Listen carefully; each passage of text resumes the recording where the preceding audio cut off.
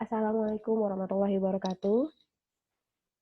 Selamat datang kembali pada video pembelajaran mata kuliah perencanaan pengajaran, masih tentang desain pembelajaran pada pertemuan pada pertemuan keempat. Nah, ini lanjutannya, yaitu analisis pembelajaran, masih serangkaian ya, desain pembelajaran, analisis pembelajaran, dan sekarang kita masuk ke tujuan pembelajaran khusus atau indikator.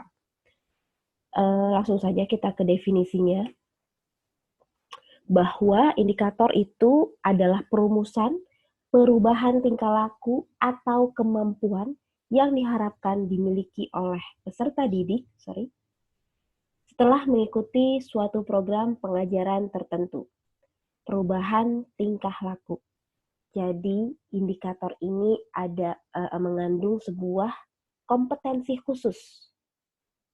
Karena kompetensi khusus itu adalah tingkah laku yang diharapkan dimiliki oleh peserta didik.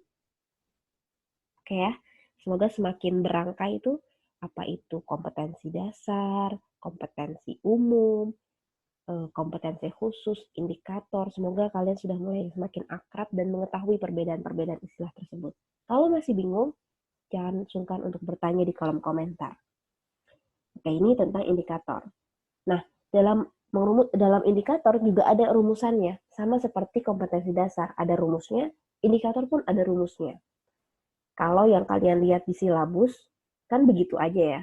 Menjelaskan bisnis online, mendefinisikan bisnis online. Tapi ternyata ada rumusnya, indikator itu tidak seperti itu aja. Kalau hanya menjelaskan bisnis online termasuk apa? Kompetensi khusus. Masih bagian dari indikator. Ternyata rumusan indikator ada komponennya, ada rumusnya terdiri dari ABCD. Audience, behavior, condition, and degree. Ingat rumusnya ABCD. Audience, behavior, condition, degree. Mari kita simak maksudnya dari masing-masing istilah tadi. Yang pertama audience, yaitu peserta didik yang belajar untuk mencapai tujuan. Jadi, komponen peserta didik harus selalu ada pada setiap perumusan indikator. Contoh, peserta didik kelas 1, peserta didik kelas 6, atau peserta didik saja gitu. Atau misalnya kalau kita sedang membuat indikator untuk pelatihan, peserta pelatihan. Atau kalau indikator untuk mahasiswa berarti mahasiswa. Subjeknya ya, audience, peserta didik. Oke, behavior sekarang. Behavior adalah kemampuan yang diharapkan dikuasai peserta didik setelah mengikuti pembelajaran. Berarti behavior ini adalah kompetensi khususnya. Nah, yang berupa kata kerja operasional. Misalnya menjelaskan, memberi, menyusun, membuat, merakit, menunjukkan, mengenal. Contoh, menjelaskan definisi bank sentral, membuat larutan oralit, menunjukkan letak ibu kota provinsi, dan sebagainya. Ingat ya, behavior adalah kata kerja operasional atau kompetensi khusus. Selanjutnya condition, kondisi. Keadaan yang dipersyaratkan ketika peserta didik diminta menunjukkan atau mendemonstrasikan perilaku atau kemampuan yang diharapkan. Maksudnya apa? Jika diberikan materi, jika dijelaskan tentang. Jadi ada kondisinya. Peserta didik dapat menjelaskan definisi dari bisnis online jika diberikan materi tentang bisnis online. Jadi ada kondisinya. Dapat menjelaskan apa jika diberikan apa. Dan kondisinya harus sinkron dong dengan kompetensi yang hendak dicapai. Itu kondisi. Terakhir ada degree. Tingkat ukuran yang dicapai untuk menentukan keberhasilan atau penguasaan peserta didik terhadap tingkah laku khusus yang ditetapkan. Tingkat keberhasilan ini ditujukan dengan batas minimal dari penampilan suatu perilaku yang dapat dianggap diterima. Contoh, peserta didik dapat menjelaskan 5 karakteristik guru. Kalau begini kan clear. Kalau dia hanya menjelaskan 2 atau 3, berarti belum menguasai. Gitu. Jadi, indikator di sini benar-benar dibuat sangat clear. Sangat membantu untuk mengecek apakah peserta didik sudah bisa dikatakan mencapai tujuan pembelajaran umum atau kompetensi dasar. Karena apa? Dalam setiap kata di indikator tuh clear. A, audiens siapa? Oh, peserta didik. B, behavior. perubahan apa yang mau dicapai nih? Oh, dapat menjelaskan. Ini si peserta didik kalau dikasih soal dia bisa jawab berarti. C, kondisinya apa? Kondisi ini akan membantu kita saat merumuskan materinya.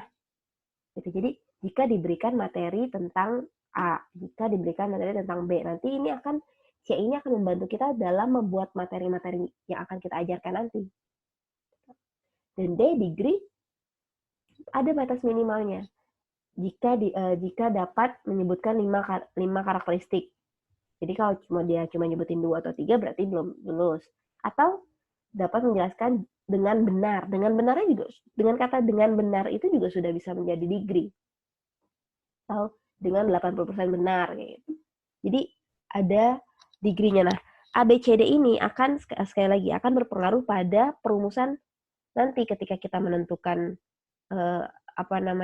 materi, ketika kita menentukan media, ketika kita menentukan evaluasi hasil belajarnya, soalnya itu juga akan dipengaruhi oleh indikator yang kita buat.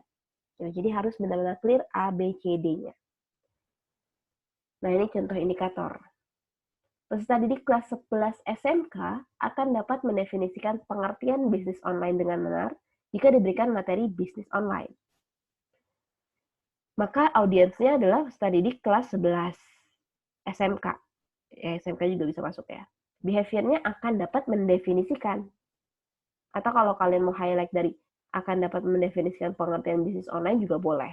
Yang jelas mendefinisikan ini menjadi salah satu behaviornya. Menjadi satu behavior ya. Lalu dengan benar. Nah ini sudah masuk degree nih. Dengan benar. Diberikan materi bisnis online ini condition. Gitu. Dan ini harus menjadi satu kalimat indikator. Gitu ya. Jadi ini ada kriteria menurut Haryanto. Menggunakan kata kerja operasional, berorientasi pada peserta didik, berbentuk tingkah laku, dan hanya memuat satu perubahan tingkah laku. Ingat, highlight-nya di sini. Hanya memuat satu perubahan tingkah laku.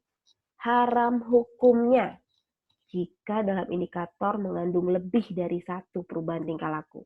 Sebagai contoh, peserta didik akan dapat menjelaskan dan mengidentifikasikan definisi atau karakteristik bisnis online. Saya ulang. Peserta didik akan dapat menjelaskan dan mengidentifikasikan karakteristik bisnis online. Ini salah. Dalam satu indikator tidak boleh mengandung lebih dari satu perubahan tingkah laku. Kenapa? Misal, indikator ini implikasinya akan kita gunakan dalam membuat soal evaluasinya nanti. Kan kita akan menguji apakah indikator ini tercapai atau tidak. Nah, kalau dalam satu indikator ada menjelaskan dan mengidentifikasi, soalnya akan seperti apa? Bingung kan? Sebutkan definisi itu kan menjelaskan, bukan mengidentifikasi. Kalau identifikasi kan, identifikasikan. Maka salah kalau misalnya ada soal, jelaskan dan identifikasikan. Wah, itu ribet sekali. Itu sangat tidak sesuai kaidah. Tapi sering kita ketemukan ya, oknum-oknum atau contoh tidak benarnya. Sebutkan dan jelaskan. Itu sangat mubazir, itu tidak wajar. Baiknya ya sebutkan saja atau jelaskan saja. Atau kalau boleh saran ya jelaskan saja. Karena ketika kita jelaskan definisi, itu pastikan dia sudah menyebutkan di dalamnya. Gitu, ya. Ini jangan sampai, jadi akibatnya akan fatal dalam pembuatan soal nanti. Sekali lagi bahwa merumuskan indikator tidak boleh mengandung lebih dari satu perubahan tingkah laku. Oke? Ini kriterianya. Practice make perfect. Maka kita latihan lagi. Tadi dari yang sebelumnya dari 2 KD sudah dibuatkan peta kompetensinya dengan format yang sudah saya sampaikan di video sebelumnya. Nah, dilanjutkan, tinggal melanjutkan saja ini sifatnya. Jadi dilanjutkan dengan tadi kan sampai di sini latihan sebelumnya. Maka di bagian setelah ini kalimat-kalimat ini disesuaikan dengan ABCD. Dengan format ABCD. Berarti kan misal contohnya ini tinggal ditambahkan peserta didik akan dapat mendefinisikan pengertian bisnis online dengan benar atau bisa apapun degree-nya dengan 80% benar, dengan minimal menyebutkan apa gitu. Setelah diberikan materi bisnis online condition-nya. Oke? Saya rasa ini mudah. untuk dilakukan. Lagi-lagi ini untuk melatih kita terbiasa menggunakan indikator dengan format ABCD. Nanti sekali lagi ketentuan pengerjaannya akan saya sampaikan lebih jelas di Sibering. Jadi kesimpulan untuk pembelajaran kita pada 2 video hari ini adalah kita sudah, ini pertemuan minggu sebelumnya ya, merumuskan tujuan umum atau kompetensi dasar dengan melibatkan taksonomi Bloom. Lalu kita juga sudah baru saja selesai analisis pembelajaran. Untuk apa analisis pembelajaran ini? Untuk merumuskan peta kompetensi dan menggunakan jenis-jenis strukturnya. Lalu baru saja kita sudah menyelesaikan tujuan khusus bagaimana merumuskan indikator dengan format ABCD, kata kerja yang dapat dilihat, dan berorientasi pada peserta didik. Dengan demikian kalian sudah bisa merumuskan satu tujuan pembelajaran umum beserta atau kompetensi dasar, beserta indikatornya. Selanjutnya kita akan belajar bagaimana merumuskan kolom-kolom selanjutnya, media pembelajaran, materi pembelajaran, evaluasi pembelajarannya, gitu. Ini adalah sumber referensi yang digunakan. Terima kasih untuk perhatiannya. Mohon maaf jika ada kesalahan dalam penyampaian. Selamat mengerjakan latihan. Sekali lagi jangan sungkan untuk bertanya. Sampai jumpa di pertemuan selanjutnya, video pelajaran selanjutnya. Assalamualaikum warahmatullahi wabarakatuh.